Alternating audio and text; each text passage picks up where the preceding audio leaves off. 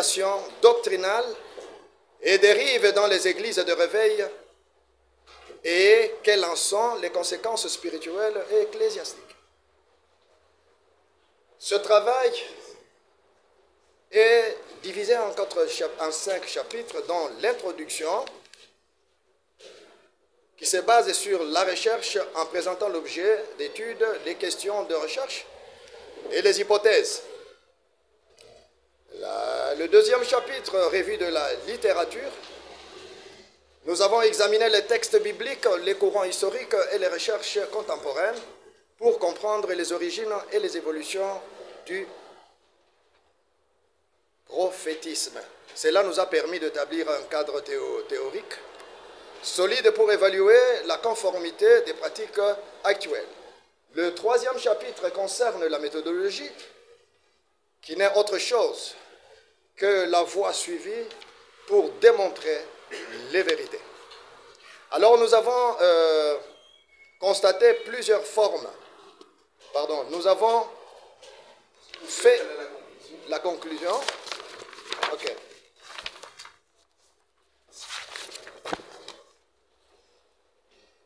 Nous avons opposé des recommandations pratiques. Renforcer la formation théologique des leaders, sensibiliser les croyants au danger des habits prophétiques, mettre en place des codes de conduite pour encadrer les pratiques prophétiques, promouvoir le discernement spirituel en encadrant les églises dans la parole des dieux. Comme apport et pertinence du travail, notre mémoire se distingue par son originalité et son intitulé.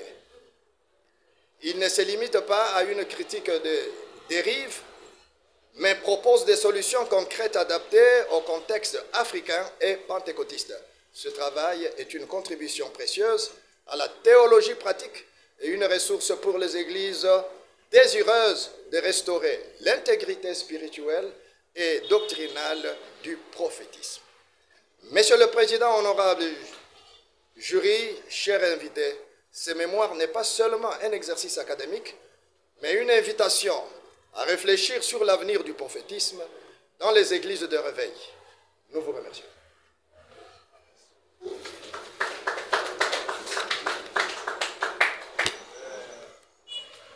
On peut commencer par le docteur Lex.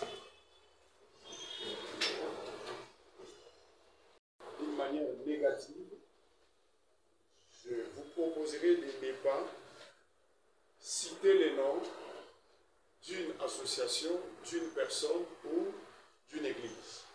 Pourquoi? Parce que comme c'est un travail scientifique, ça peut se retrouver dans les tiroirs des étagères d'une université, et si par hasard les concernés tombent sur le travail et qui ne sont pas satisfaits, ils ont le droit de vous traduire en justice, ils ont le droit de se plaindre. Alors, comme c'est un travail scientifique, il faut toujours chercher une façon de reformuler. Ceci pouvait être même un chapitre à l'intérieur. Par exemple, les cas de génération Joël. Vous le prenez comme exemple, vous le prenez comme référence. Mais quand vous mettez ça comme votre sujet principal, dans les jours à venir, si les critiques que vous faites ne sont pas bonnes à leurs yeux, ils peuvent chercher à faire des réclamations. Voilà un peu, c'était juste un conseil, ce n'est pas une question. Docteur Abeya, vous avez au moins une question? J'ai des questions, j'écris là, je termine déjà. Voilà. Des questions. En parcourant votre travail, j'ai trouvé la première question. J'ai trouvé, n'écrivez pas d'abord ça. Vous allez écrire. Il y a là où vous allez écrire. En parcourant votre travail, j'ai lu à la page 28, que le prophétisme est un concept central dans la tradition biblique, englobant plusieurs termes liés à la communication divine. Prophète, prophétiser, prophétie, faux prophète, ainsi de suite. Je m'arrête par là. Voilà ma préoccupation, ma première préoccupation. Pour que le prophétisme n'ait pas les dérapages, puisque c'est ça même la quintessence de votre sujet. Pour que le prophétisme n'ait pas le dérapage, quels sont les éléments clés qui nécessitent à ce sujet? Pour que le prophétisme n'ait pas les dérapages, quels sont les éléments clés qui nécessitent à ce sujet? Citez-les. Et quelle est sa forme? Ça, c'est la première préoccupation. Je sais que vous avez fouillé quand vous parlez des prophétisme, vous avez fouillé des ouvrages qui parlent du prophétisme. On peut aller à la deuxième préoccupation? Oui. Voilà. Deuxième préoccupation. Qu'entendez-vous par les concepts qui est dans votre sujet ici? Ministère et don.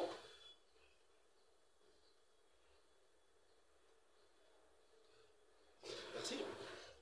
Je vais répondre à la première question du docteur. Pour que le prophétisme n'ait pas de dérapage, nous avons les éléments clés. Le prophétisme doit nécessairement être conforme à la parole. Parce que lorsque nous regardons les Saintes Écritures,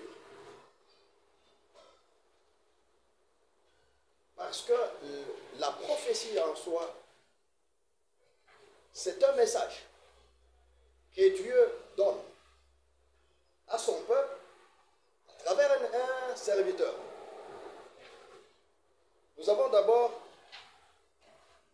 essayé de suivre les Saintes Écritures. Est-ce que la prophétie en soi est-elle conforme à la parole de Dieu? Deuxièmement, lorsque la prophétie passe à un critique, à l'analyse, je crois que ceux qui prophétisent auront quand même des freins parce que leurs prophéties doivent être analysées. Et lorsqu'il y a une fausse prophétie, on doit réprimander normalement l'individu en question qui a prophétisé. Donc, en soi, ce sont les Saintes Écritures qui sont au centre de la prophétie. Allez, la deuxième préoccupation. Donc, attention. Oui. Voilà, la deuxième préoccupation. Les sous-questions. Quels sont les éléments clés? Et quelle est sa forme? La forme, pour qu'il n'y ait pas de dérapage. J'espère que vous avez fouillé les ouvrages, vous avez consulté les ouvrages. La forme, il y a des éléments. Ces éléments-là, il y a la forme de ces éléments. La forme de ces éléments. Ces éléments sont écrits dans une forme. Ouais, ces éléments sont écrits dans les Saintes Écritures, comme je viens de dire. Lorsque nous essayons de voir le Deutéronome, nous allons voir qu'il y a des recommandations que l'Éternel donne pour prophétie. La forme géométrique. Hein? Où est inclus ces éléments? Une forme géométrique.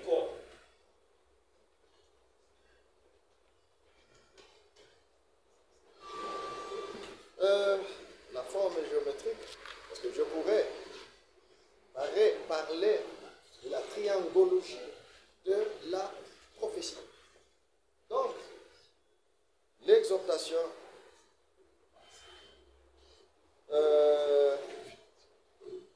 La prophétie est là pour exhorter. La prophétie est là pour encourager. Et la prophétie est là pour corriger. Alors la deuxième. Qu'entendez-vous par les concepts ministère et don? Il y a une différence normalement entre ces deux concepts. Quand nous pouvons dire que voilà, le ministère prophétique est un don. Il y a les dons spirituels. Mais les deux diffèrent. Le don spirituel est donné à n'importe qui. Dieu les donne comme il veut, comme il entend, à qui il veut, à tout moment, etc. Mais quant au ministère, Dieu choisit ses serviteurs. Il doit donner un ministère. Quand on parle du ministère, on voit le service. Voilà. Ok, merci, monsieur le professeur. On passe directement à la parole au docteur Michel. Merci, papa. Merci, président. J'aurais une question, cher récipiendaire. Nous remercions chaque fois, nous tenons à la présentation de vous-même, c'était du travail. Et ma préoccupation est celle-ci, puisque vous parlez du prophétisme. Est-ce qu'un faux prophète ou prophète du mensonge ment-il toujours?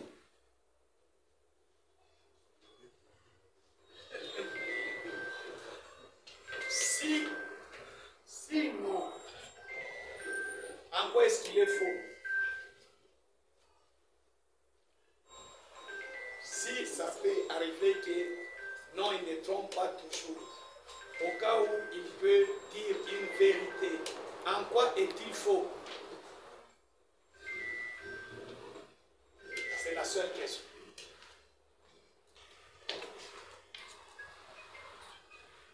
Parce que dans la Bible, nous avons des cas de démons qui ont dit à Jésus, tu es fils de Dieu.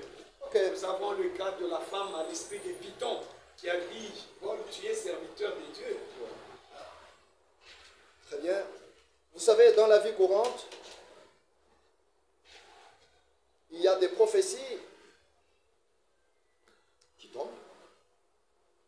Mais toute prophétie ne vient pas de Dieu. Parce que Satan prophétise aussi. Toutes les prophéties, normalement, qui viennent de prophètes, de faux prophètes, les prophètes de mensonge, ne sont pas toutes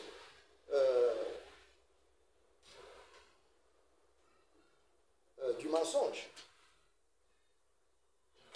Il y a certaines prophéties qui tombent, qui c'est exactement une vérité. Je prends un exemple. Bon, pour ne pas perdre trop de temps, vous allez bien, vous êtes sur la voie, et c'est que j'attends. Mais quand un faux prophète dit quelque chose qui est vrai, qu'a dit la femme à l'esprit de Python? Elle a dit à Paul, vous êtes des cités de Dieu, vous annoncez la voie du salut. Mais maintenant, elle est fausse, non? En quoi est-ce qu'elle est fausse? Elle est fausse dans la mesure où elle ne vient pas de Dieu. Parce que lorsque nous parlons de prophétie, nos prophéties, dont nous qualifions de vraies, parce que dans l'Ancien Testament, dans Deutéronome, Dieu dit qu'il y a des faux prophètes, il faut les reconnaître et quand ils donnent un message, il ne s'accomplit pas. Oui. Parmi les éléments qui font qu'on reconnaisse aussi un faux prophète, il y a le mensonge. Mais il y a des faux prophètes qui disent des choses vraies ou réelles. Oui. À cela, en quoi est-ce qu'il est faux? Ok. Le message, quand il donne un message, oui. Parce que le message est vrai. Oui, vous êtes certain de Dieu. Le message est vrai. Oui. Mais cependant, c'est un faux prophète. Pourquoi? Un prophète est choisi par Dieu et non par Satan. Donc, un prophète doit donner nécessairement le message message divin qui doit provenir de Dieu. Moi, je pense que si Je crois que c'est pourquoi. la question du docteur, en fait, une prophétie est vraie ou fausse, pas par rapport à celui qui prophétise, mais par rapport à la source de la prophétie. Lorsque une prophétie est inspirée de Dieu, elle est vraie. Elle est vraie.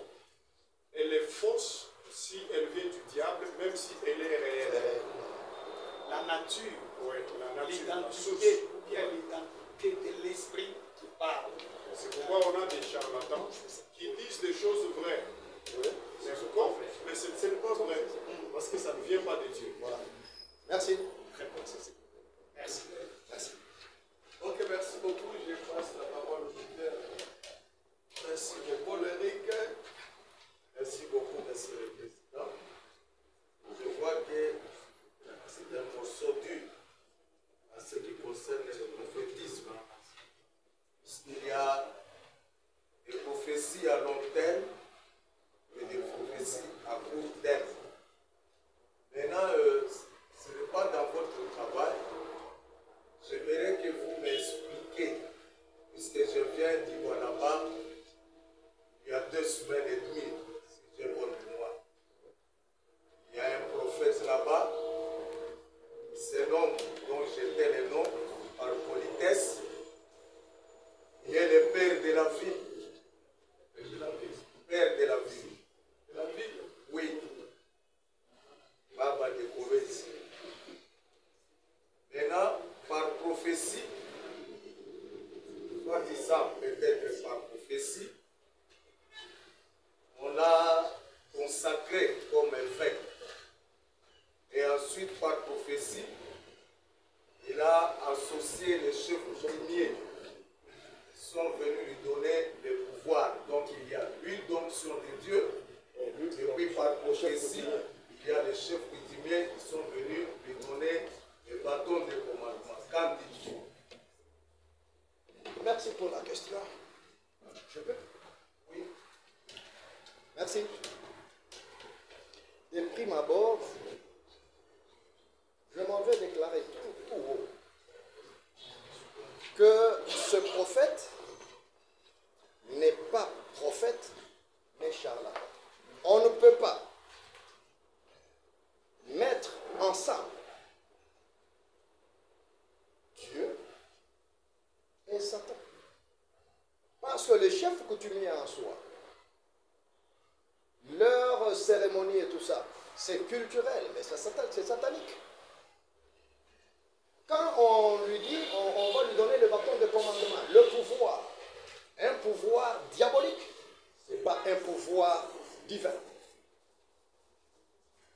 Et si vous voulez renforcer l'onction Avec les serviteurs, il ne peut pas. Ça ne peut pas se faire à moins qu'il reconnaisse qu'il est fautif et aller vers Dieu, se repentir, afin qu'il puisse commencer une nouvelle vie.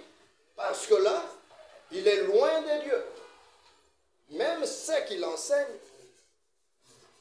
ne cadre pas avec la parole de Dieu. C'est un charlatan. C'est un adepte de Satan. Merci beaucoup. Merci beaucoup, merci. Moi, je n'ai pas à vous poser des questions. Je reviens seulement au sujet des tenants. Oui. Le docteur Rivers a beaucoup insisté sur la parole. Oui. Je vois dans vos interventions, vous revenez. Vous allez voir que le prophétisme est inséparable de la parole. Même si vous épinglez la génération Joël, si elle n'est pas associée à la parole, elle a dérapé. C'est ça. Comme le dit docteur Kabeya. Donc, la base de la prophétie doit être la parole. Là, vous devez beaucoup retenir au sujet de ce travail qui parle de. Vous voyez, quand on parle de déviationnisme, ce sont des déviations par rapport à la parole. C'est ce qui confirme la déviation. Donc, c'est une remarque à prendre au sérieux pour le grand travail de nous. En tout cas, le jury vous libère.